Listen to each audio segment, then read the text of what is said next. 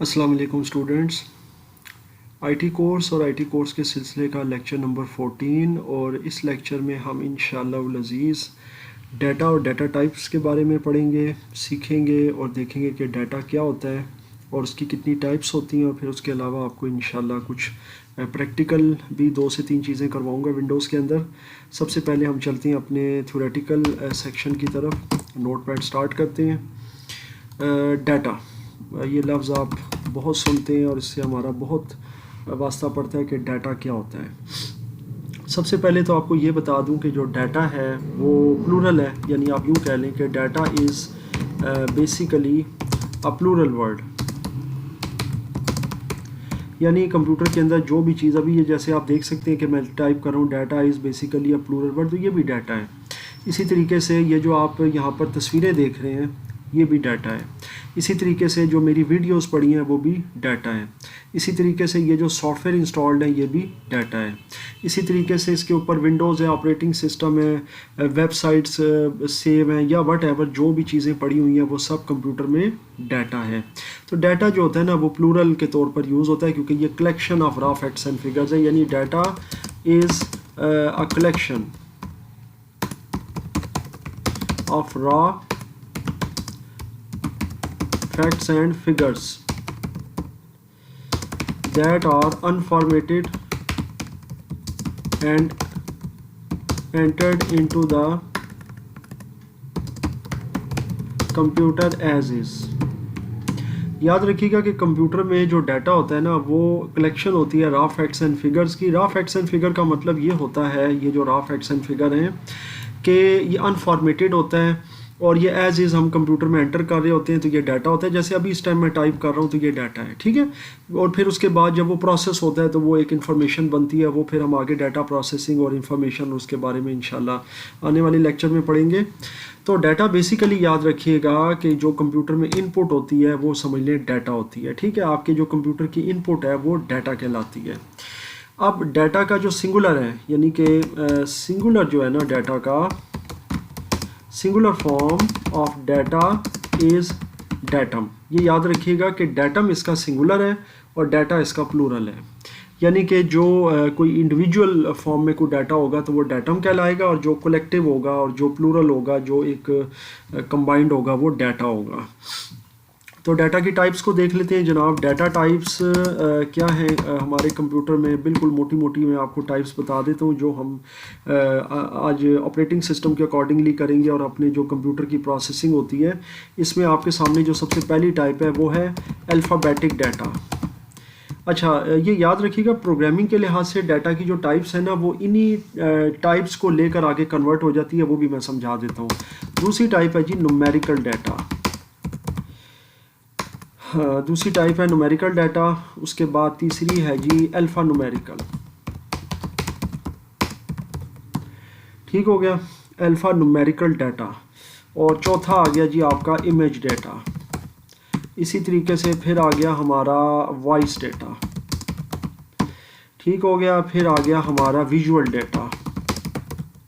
तो ये main types हैं जो जिस पर आपने फोकस करना है। उसके बाद जो प्रोग्रामिंग के अंदर आपकी जो डाटा टाइप्स होती हैं, क्योंकि आप में से बहुत सारे हमारे दोस्त अहबाब, हमारे स्टूडेंट्स जो C programming, Python, HTML, JavaScript जो प्रोग्रामिंग में काम कर रहे हैं, कोई भी प्रोग्रामिंग लैंग्वेज यूज़ करते हैं, कोई भी स्क्रिप्टिंग लैंग्वेज यूज़ करते हैं, किसी किस्म की कोई वो मार्कअप लैंग्वेज यूज़ करते हैं, तो उसके अंदर उनका वास्ता पड़ता है डाटा टाइप्स के साथ। तो वो डाटा टाइप्स जो होती हैं ना वो इन्हीं में से डिराइव होती हैं, क्योंकि जो अल्फ़ाबेटिक डाटा होता है ना वो सिर्फ कंसिस्ट करता है आपके अल्फ़ाबेट्स पर, यानी A to Z। ये याद रखिएगा, छोटा या फिर बड़ा, ये ध्यान में रखिएगा। इसमें अलिफ बे यानी हरूफ तहजी उर्दू के भी आ जाते हैं, यानी कि ये सारा आपका होता है अल्फ़ाबेटिक। तो न्यूमेरिकल आप समझ सकते हैं बहुत अच्छे तरीके से कि इसमें नंबर्स होते हैं जनाब, 0 से लेके 9 तक कोई भी फिगर हो सकते हैं आपका, जितने नंबर्स होते हैं। और जो अल्फ़ा न्यूमेरिकल डाटा है वो आपका समझ लें कंबाइंड होता है और बहुत आसान है। जैसे आप अपना नाम और कॉन्टैक्ट नंबर लिखते हैं, अब मैं लिखता हूँ अदनान और उसके आगे मैं अपना कॉन्टैक्ट नंबर लिखता हूँ 0334 एंड, तो वो नाम जो है वो मेरा अल्फ़ाबेटिक हो जाएगा, नंबर जो होगा मेरा कॉन्टैक्ट वो आपका न्यूमेरिकल हो जाएगा। तो दोनों कंबाइंड होकर अल्फ़ा न्यूमेरिकल डाटा बन जाएगा। इमेज डाटा बहुत आसान है। ग्राफिक्स, तस्वीरें, जो भी पिक्चर्स, पिक्टोरियल फॉर्म है, इलस्ट्रेशंस हैं, वो सब इमेज डाटा में आ जाती हैं। वॉइस के अंदर ऑब्वियसली वोकल्स, रिकॉर्डिंग्स, जो भी हम काम करते हैं, वॉइस डाटा, हमारे वोकल्स, जैसे अभी मैं ये लेक्चर रिकॉर्ड कर रहा हूँ, मेरी वॉइस है तो वो वॉइस डाटा में आ जाती है। विजुअल डाटा, विजुअल ऑब्वियसली आपके विजुअल्स यानी इमेज और वॉइस को कलेक्ट करके इन दोनों की जो एक कंबाइंड फॉर्म है वो बनाती है विजुअल डाटा, ठीक है, जिसमें वीडियोस आ जाती हैं, आपकी एनिमेशंस आ जाती हैं, इफेक्ट्स आ जाते हैं। और ये जैसे कि अभी मेरा ये लेक्चर है तो इसमें आप ज़ाहिर है ये वीडियो भी देख रहे हैं, ये सब आपको नज़र आ रहा है और साथ में वॉइस भी सुन रहे हैं, तो ये कंबाइंड होकर विजुअल डाटा बन जाती है, यानी कि एक वीडियो बनाती है। इसको आप सिंपली जो है ना वो वीडियो कह सकते हैं कि वीडियो जिसके अंदर आपकी मूवीज़, आपके वट एवर कार्टून्स वगैरह बच्चों के, इसके अलावा ये हमारे वीडियो ट्यूटोरियल्स और जितनी भी हमारी फॉर्म्स होती हैं वो सब आ जाती हैं आपके विजुअल डाटा के अंदर। तो ये जनाब होता है आपका डाटा और ये है इसकी टाइप्स। आई होप कि आपको इस लेक्चर में यहाँ तक ये चीज़ समझ आ गई है। अब हम चलते हैं अपने नेक्स्ट लेक्चर की तरफ और वो है हमारा आज का ज़ाहिर है प्रैक्टिकल। और इसके अंदर हम सबसे पहले सीखेंगे किसी भी फ़ोल्डर या फाइल को अगर हाइड करना हो तो कैसे करते हैं, फिर उसको अनहाइड करना हो। इसके लिए सबसे पहले आप कोई भी फ़ोल्डर बनाते हैं, जैसे मैं एग्जाम्पलरी ये बना रहा हूँ, इसका नाम मैं रख देता हूँ VICS, Vics, vital institute of computer sciences, जो कि मेरा इससे पहले ये एक इदारा था। तो इसको मैं अब राइट क्लिक करता हूँ हाइड करने के लिए, प्रॉपर्टीज़, और इसके अंदर मैं जाऊंगा, यहाँ पर आप देख सकते हैं जनरल का टैब है और इस टैब के अंदर आपको हिडन का ये चेक बॉक्स मिलेगा, इसको आपने टिक कर देना है, चेक कर देना है और ओके कर देंगे। जब आप ओके करेंगे तो आप देख सकते हैं कि ये धुंधला हो जाएगा, इसका जो ये आइकन है या यूँ कह सकते हैं फेड हो जाएगा। जब इस पर आप राइट क्लिक रिफ़्रेश करेंगे तो ये गायब हो जाएगा। फ़िलहाल गायब इसलिए नहीं हुआ क्योंकि हिडन फाइल्स आपकी शो हो रही हैं कंप्यूटर के अंदर।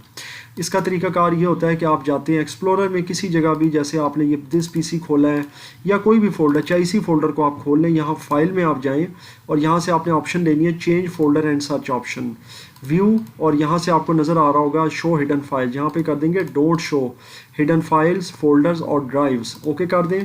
तो ये जितने भी हिडन फाइल्स फोल्डर हैं देखेंगे अभी आपके हाइड हो गए हैं। अभी ये विक्स वाला भी हाइड हो गया है। अब यहाँ पर इसको कोई भी जो ज़ाहिर है ये टेक्निक नहीं जानता वो इसको एक्सेस नहीं कर सकता, उसको ये नज़र नहीं आएगा।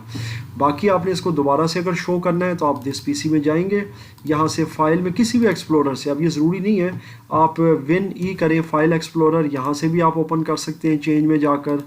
और इसी तरीके से आप कोई और कहीं से भी आप इसको फोकस कर सकते हैं, यहाँ से चेंज, आप कंट्रोल पैनल से भी इसको एक्सेस कर सकते हैं। ये देखें यहाँ से आप जाएं और यहाँ से आपको नज़र आ जाएगा फाइल एक्सप्लोरर ऑप्शंस, यहाँ से भी आप एक्सेस कर सकते हैं। व्यू के टैब में जाएं और यहाँ से show hidden files and folders, drives, what तो ये जनाब आपका अनहाइड हो जाएगा, नहीं अनहाइड नहीं होगा सॉरी, ये शो हो जाएगा हाइड हालत में। अनहाइड करने का तरीका और है, वो ये है कि आप इस पर दोबारा से राइट क्लिक करें प्रॉपर्टीज़ और यहाँ से आपको हिडन चेक कर दें, ओके कर दें। तो अब आप जब वहाँ से दोबारा से डोंट शो भी करेंगे ना तो ये आपका शो ही रहेगा क्योंकि ये अब अनहाइड हो चुका है। डोंट शो कर दें तो बाकी हिडन फाइलें वो शो नहीं करेगा, लेकिन ये वाला जो फोल्डर है आपका ये वैसे ही अनहाइड हो गया है।